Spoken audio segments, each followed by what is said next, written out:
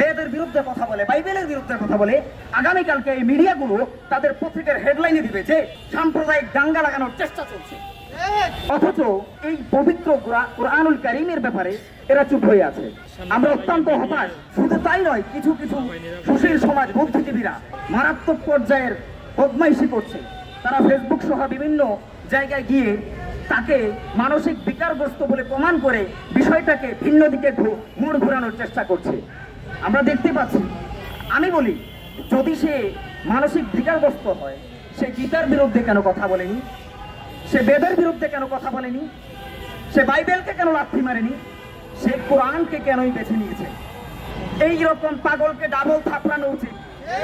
এই কিসের ফাইজলামির পাগল, এই রকম পাগলকে আমি মনে করি ডাবল ফাঁসিতে ঝুলানো উচিত। প্রশাসনের দৃষ্টি আকর্ষণ করব, আপনাদের প্রতি আমাদের যথেষ্ট সম্মান রয়েছে, আস্থা রয়েছে। আপনারা অতি দ্রুত এদেরকে রিমান্ডে নিয়ে এদের থেকে তথ্য বের করুন। এদের পিছনে কারা টাকা খরচ করে, এদেরকে কারা খুঁচিয়ে খুঁচিয়ে সাম্প্রদায়িক দাঙ্গা লাগানোর চেষ্টা করে, এদেরকে কারা খুঁচিয়ে খুঁচিয়ে বাংলাদেশকে, শান্ত একটা দেশকে কারা অশান্ত করার চেষ্টা করে, তাদেরকে খুঁজে বের করুন। খুঁজে বের করে তাদের তালিকা প্রকাশ করুন এবং তাদেরকেও ধরে ধরে তাদেরকেও ফাঁসির কাষ্ঠে ঝোলান। কারণ তারা দাঙ্গাবাজ, তারা উগ্রবাদী, তারা শান্ত দেশকে অশান্ত করার চেষ্টা করে, তারা জঙ্গিবাদী। তাদের পৃথিবীতে বেঁচে থাকার কোনো অধিকার নেই।